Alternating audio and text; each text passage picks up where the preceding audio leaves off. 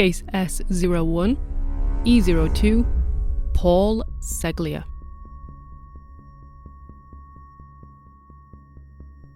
It's spring of 2003 in Cambridge, Massachusetts, in the US. April here has been a pretty chilly month. Close to freezing for the most part, except for a couple of unseasonably warm days. In a Harvard University dorm room, a 19-year-old student is scrolling through Craigslist looking for work. He spots an advert for website development and responds. The advertiser seeking help with his website is then 27-year-old ex-teacher and businessman Paul Ceglia. After some email conversation, in April 2003, Ceglia agrees to pay the student $1,000, sets a deadline, and writes up a contract. 9 months later, in February of 2004, the student launches a website. But Ceglia's name is nowhere on it.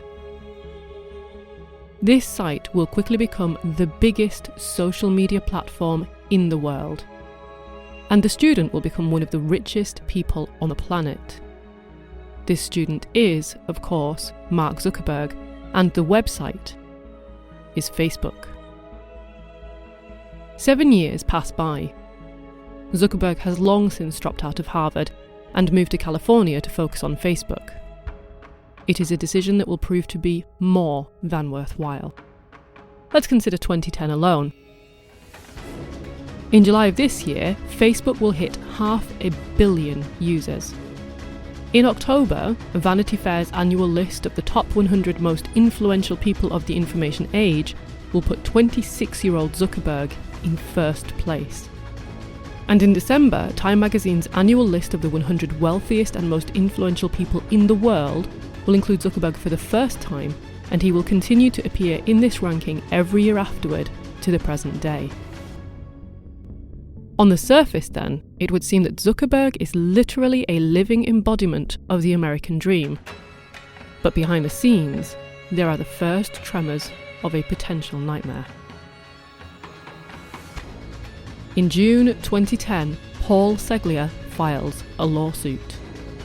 In this suit, Ceglia claims that he paid Zuckerberg $1,000 for a project called The Facebook, and that his contract entitles him to 50% of this site. He also claims that a further clause in the contract awards him an additional 1% interest in the site for every day it was late past the January implementation deadline. In total, Ceglia is suing for 84% of Facebook. Zuckerberg, meanwhile, agrees that he did indeed do work for Ceglia at around this time, but on an entirely unrelated website known as StreetFacts. Ceglia, however, claims to have a receipt for the $1,000, an email trail, and a copy of a contract for the Facebook to prove his claim. Surely no one would be so audacious as to invent such a wildly implausible story. Would they? If true, this would be a bombshell. Zuckerberg would likely be bankrupted overnight. The world's biggest and most powerful website, Facebook, would effectively change hands. And Ceglia would be catapulted into unimaginable wealth and power.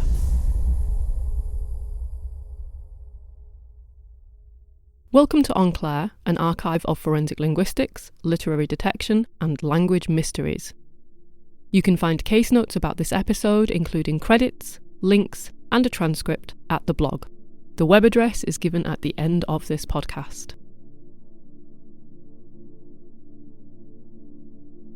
During the trial, alongside plenty of other evidence from forensic digital analysis of computers, linguistic evidence is presented by Ceglia in the form of emails supposedly between himself and Zuckerberg. Intriguingly, in those online conversations between Zuckerberg and Ceglia, there are statements that further support the terms within the contract that Ceglia also claimed to have with Zuckerberg. For instance, an email allegedly from Zuckerberg to Ceglia, sent on the 2nd of February 2004, a few weeks after the site was supposedly meant to be implemented, states, "I'd like to suggest that you drop the penalty completely and we officially return to 50-50 ownership." The following day, on the 3rd of February, Ceglia then supposedly replies, Okay, fine, Mark, 50-50, just as long as we start making some money from this thing. Then on the 4th, Zuckerberg supposedly emails, Paul, the Facebook.com opened for students today. The 4th of February is indeed the day that Facebook actually launched. Ceglia replies the same day with some congratulations, a suggestion to remove the initial "the" from the site name, and some ideas for monetizing the site through selling branded merchandise. 2 days later, on the 6th of February, Zuckerberg emails back. Sorry it's taken me a few days to respond. Now that the site's live, I feel I must take creative control, and I just cannot risk injuring my site's reputation by cheapening it with your idea of selling college junk. Nor do I wish to spend my time shipping out coffee mugs to rich alumni. The site is cool as it is, and I don't care about making any money on it right now. I just want to see if people will use it. If I had the rest of the money I was owed by you for all that extra work I did, I wouldn't even need to make money at all on this site. That is money I am entitled to, and is rightfully mine. 2 months later, on the 6th of April, Zuckerberg supposedly follows up with another email to Ceglia. Paul, I have become too busy to deal with the site, and no one wants to pay for it, so I am thinking of just taking the server down. My parents have a fund that I can tap into for my college expenses, and I would just like to give you your $2,000 back and call it even for the rest of the money you owe me for the extra work. At this point, I won't even really be able to work on the Facebook until summer. There are several other emails besides, and you can read all of those that are available via links provided in the case notes. To save you some time, though, the main of the correspondence is contained in document 39. So far, it seems like Ceglia might have a pretty good case. But there's a catch. Under normal circumstances, if you're dealing with an email trail, a forensic computer analyst would typically check the email headers. So this is the information about when the email was sent, what servers it was routed through, who it was sent to, and so forth. And you could cross-reference these headers with the server logs at, say, Harvard University, where Zuckerberg was. But Ceglia claims that he kept these emails saved in 3 different Word files. So, in other words, in some form or another, he was copying and pasting them into Word, or he was file save as choosing Word. Whatever he was doing, there are no headers. Still, this doesn't automatically mean that the emails are fake. It does make it much harder for Ceglia to prove their authenticity, though. In response, Zuckerberg's defense team hire a forensic linguist. Their job? Analyze the emails that Ceglia claims Zuckerberg wrote and compare them with the language of emails known to be by Zuckerberg. Would the language be similar, or would it be quite different? Facebook's legal team hire forensic linguist Gerald McMenamin. At the time of this case being heard, that is in 2011, Gerald McMenamin is Professor Emeritus of Linguistics and former chair of the Department of Linguistics at California State University, Fresno. McMenamin's approach to forensic linguistics is to use forensic stylistic analysis. What is this? Well, in simple terms, this uses a subdiscipline within linguistics known as stylistics to study variation in language. In essence, stylistics is interested in the choices we make at each point in a text. Let's take a really simple example from this podcast, for instance. Take case notes. Do we write case notes as 2 distinct words, case, space, notes?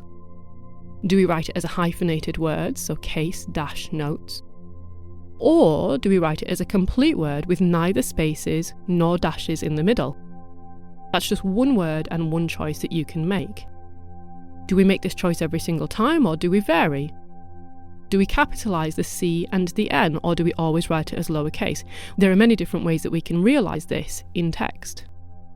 Alternatively, do we use am not, cannot, do not?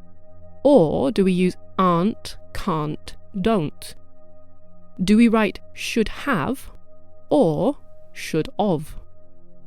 I know some of you cringed when I said that, but just to stress, this isn't about picking up errors or correcting people. This is about spotting habits and preferences, or in short, this is about style. So these are choices or habits that come through in every level of our language, right down to where you put in your full stops and all the way up to how wordy you are in, for instance, your podcast scripts. Are you a person that writes those one-word text messages, literally just the letter K? Or are you those people who send text messages that are effectively tiny essays? What's crucial to note here is that one feature alone doesn't tell us very much. There's little point in only observing that you write while and I write whilst. There's also not much point in noting by itself that I say knock a door run and you say knock knock ginger. And there's not much use in merely stating that I routinely don't capitalise. I do, but imagine I didn't, whereas you always capitalise everything beautifully. Any single feature alone is not going to be unique to either of us. Either. Or is it either? But anyway, moving on. Stylistics doesn't care for one feature alone. It is interested in collections of features, constellations, that begin to characterise an individual's overall style or idiolect. The more features that you can find within a text, the more you build an idea of that person's habitual choices. So back to this case, McMenamin's findings are outlined in a relatively short analysis contained in document 50. So as I've said, McMenamin's task was a simple one. He was given 35 emails known to be by Zuckerberg, and he had these to compare against 11 emails that Ceglia alleges Zuckerberg wrote. But there's a little oddity here. These 11 disputed emails, as it happens, are sourced from the amended complaint, that is, document 39. McMenamin writes this in his report. He puts, I was asked to determine, to the extent possible, the authorship of a series of questioned writings excerpted into an amended complaint in this matter. What's the issue here? Why am I bothering about this? Well, it's not really clear why McMenamin wasn't given clean, proper copies of all the emails by Ceglia's team. Why did he have to rely on the ones in document 39? Those emails have clearly been altered in a few different ways, so in some of them, glosses have been inserted to make reference clearer. Multiple times, SIC in brackets or SIC in brackets are usually used to indicate an error. SIC has been added lots of times throughout some of these emails, presumably to indicate that some sort of typo or other is an original feature of that email. And one time, just after paragraph 32, the email starts with a 3-dot ellipsis, so 3 suspension points, which usually indicates that some preceding text has been cut off, perhaps because it hasn't been deemed relevant. So perhaps the person who put the document together has just started the email halfway through and used these dots to indicate that some text has gone. Similarly, paragraph 41 contains a very short example from an email that ends with an ellipsis, and that looks as if the same thing has happened, that some text has been cut off the end, perhaps because it's irrelevant. So it's very unclear in both of those cases where those ellipses have come from, who was the author of those suspension points, and we'll come back to this in a bit. On the other side of the fence, we also don't get much information about the 35 known Zuckerberg emails. We find out that they were all from the same time period, and that some were ones that Zuckerberg did indeed send to Ceglia, but about the others, all we are told is that they went to related parties. What their purpose was, quite who those related parties were, how formal or informal they were, what device they were composed on, how long they were on average. All of these factors are not described, and I'll also come back to that in a little while as well. Overall then, McMenamin had 35 known emails from Zuckerberg to use, and this was his comparison corpus against which he could compare the 11 questioned Zuckerberg emails that had been extracted from document 39. McMenamin's report is document 50, and if you scroll down that to Exhibit B, McMenamin lays out 11 features that he focused on. These features are 2 issues of punctuation, 3 of spelling, 5 of syntax, and 1 feature at the discourse level. I'll go through most of these features, but I'm not going to go through every single one in painstaking detail. So what did McMenamin find? In short, Zuckerberg consistently uses apostrophes in contractions and possessives correctly, but in the emails produced by Ceglia, there were 4 instances when this didn't happen when they should have. Zuckerberg writes the 3-dot suspension point, that is the ellipsis, with no spaces between the dots, nor between the dots and the word that comes directly beforehand. However, one ellipsis in Ceglia's emails has spaces between each dot, and the other comes after a space. Like I said, I'm going to come back to this again in a moment. Zuckerberg writes terms like back-end and front-end and also the word cannot as one word, whereas in one case in the disputed emails, back-end is split into two words, literally back space end, whilst cannot is split into two words multiple times. Zuckerberg capitalises the word internet twice, but the one time this occurs in the disputed emails, it is not capitalised. Zuckerberg never produces a run-on sentence, but the disputed emails contain at least 9 examples. Zuckerberg frequently opens sentences with words like okay, and, anyhow, also, but, then, however. The disputed emails, by contrast, use words like further, additionally, thus, again, first, mostly, Paul. Zuckerberg consistently uses commas after an if clause. In 15 possible places where these can occur, they are present 13 times. In the disputed emails, meanwhile, there are 3 possible places for the commas to occur after an if clause, and they never do. Aside from these differences, like any good forensic linguist, McMenamin also observes points of similarity, and he notes 2 of them. Both the known and the disputed sets of emails each include an instance of an email finishing with the word thanks!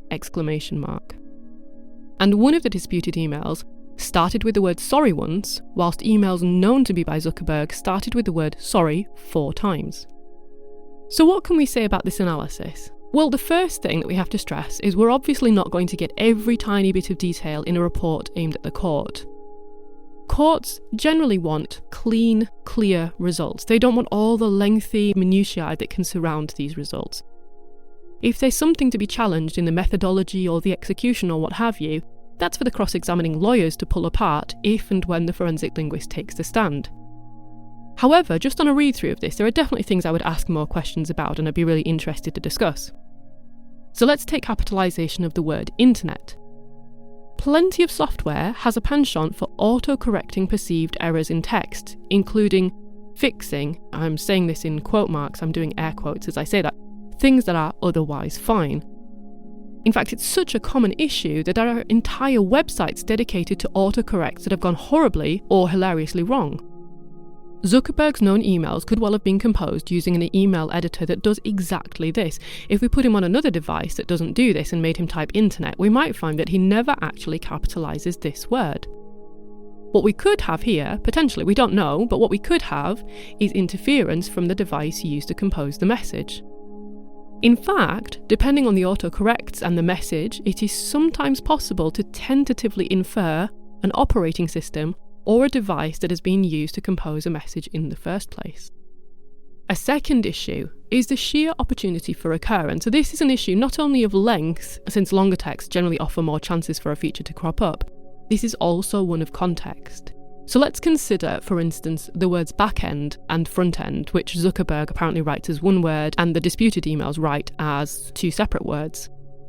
If you're not talking about user front-end interfaces or back-end setups or what have you, then there's not really an opportunity for those words to occur. Similarly, apostrophes. Imagine if Zuckerberg's preference is to write things like I am or she would rather than I'm or she'd. Because of this, there is less call for the use of apostrophes, and the fewer times it happens, the fewer opportunities you have to get it wrong. So just through other choices, it could seem that Zuckerberg is very consistently correct in these, but actually he might not have given himself many opportunities to get it wrong. Now, obviously we don't know without seeing the Zuckerberg known emails, but it's something to take into consideration. And really the take-home message for this is that to really understand the results about a feature, you have to have a good idea of how often the feature could have occurred versus how often it did or did not actually occur. That gives you the bigger picture on that feature. And thirdly, remember that 3-dot suspension point that I mentioned. As I said, there were 2 in the questioned emails and they crop up in McMenamin's feature list. But when you look at them in the complaint, in the amended complaint document 39, as I mentioned, one occurs at the start of an email being quoted and it looks as if it's been inserted to signal that some part of the email has been cropped for brevity. And the other, in exactly the same way, occurs at the end of a very short email quote and it looks as if it's been inserted to mean the same thing. So this feature might actually be noise and interference from whoever put document 39 together. That's kind of awkward. It takes us back to the issue of McMenamin should have been given a clean, clear set of data to work with. To finish off, however, it's vital that we return to this notion that forensic stylistic analysis works on the basis of combining a multitude of features together. No single feature in isolation makes a case, and therein lies the strength of the analysis. If one feature is weak by itself or even discounted for some reason, there are, or there should be, a host of other features that still carry the analysis. So we don't find someone's style in a single choice. We find an individual's overall style in hundreds, thousands, possibly tens of thousands of linguistic choices that we are making every single day. Back to McMenamin's findings. So remember, he did pick out 2 points of similarity. He noted that some of the emails start with sorry and some of them end with thanks, but it's pretty clear to see that these are extremely weak features. Even the two together, we could find thousands, if not hundreds of thousands of people all over the world doing these exact same things in their emails right now. By contrast, the pattern of differences, which range from these run-on sentences to comma and apostrophe use and more besides, is relatively compelling. What these results cannot tell us is who did author those 11 questioned emails, the ones that happen to be in Word documents. It won't tell us who sat and typed those. But McMenamin's comparison does make a good case that across a range of dimensions, those 11 emails produced by Ceglia don't match the 35 emails known to be by Zuckerberg. McMenamin's overall conclusion then is unsurprising. In his expert report document 50, he gives his opinion thus. Based on the contrastingly distinct style markers which the questioned excerpts and the known Zuckerberg writings demonstrate, as well as the presence of no more than 2 minimally significant similarities between the questioned and known Zuckerberg writings, I conclude that the known writings of Mr. Zuckerberg demonstrate a sufficiently significant set of differences vis-à-vis the questioned writings to constitute evidence that Mr. Zuckerberg is not the author of the excerpted questioned references. From Ceglia's perspective, this case all very quickly starts to fall apart. In rapid succession, he is fired by a raft of law firms that he has hired to represent him, including DLA Piper, Connors and Velado, and Lips Matthias Wexler Friedman. Whether spurred on by McMenamin's forensic linguistics report or because of their own discoveries in the interim, some of these firms directly cite the fact that Ceglia is using forged evidence as their reasons for dropping him. In turn, Facebook sues a number of Ceglia's past legal representatives, alleging that these lawyers knew, or should have known, that Ceglia was a con man, that his lawsuit was a malicious fraud, and that he was using forged documents. In late 2012, Ceglia is arrested and charged. A GPS tracker is fitted to his leg to monitor his whereabouts, and his bail is set at $250,000. Ceglia's mother, father, and brother become guarantors for the bail bond. And for those who are not clear what this means, if Ceglia breaches his bail conditions, he will land his family with a debt of $250,000. For a few years at least, this seems to work, but then, in early 2015, the authorities become suspicious that something has happened. Agents break into his home and, according to reports in the media, they find his GPS tracker strapped to a rotating ceiling fan. Ceglia's leg and the rest of him are nowhere to be found. It seems that Ceglia has somehow managed to get the tracker off, but perhaps suspicious that it will send out an alert if it doesn't move enough, he has found a method to fool it into thinking that it is still being worn. This has then bought him enough time to abscond with his wife, his 2 sons, and even his Jack Russell, Buddy. A warrant is issued for Ceglia's arrest and reward money is offered, but he appears to have vanished without a trace. Ceglia remains at large for the next 3 years, somehow successfully keeping himself and his family hidden. In 2018, however, the authorities track Ceglia, now aged 45, down to a location in Ecuador, South America. At the time of recording this podcast, Ceglia is being represented by Roberto Calderon, and he is currently fighting extradition back to the US.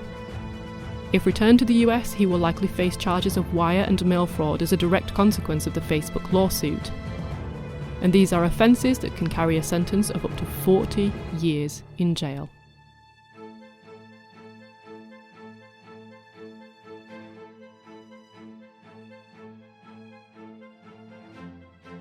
This episode of On Claire was entirely researched, narrated and produced by me, Dr. Claire Hardacre. However, this work wouldn't exist in its current form without the prior efforts of many others. You can find acknowledgements and references for these people at the blog.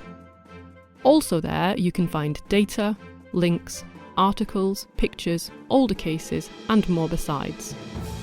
The address for the blog is wp.lancs.ac.uk/Enclair, all one word.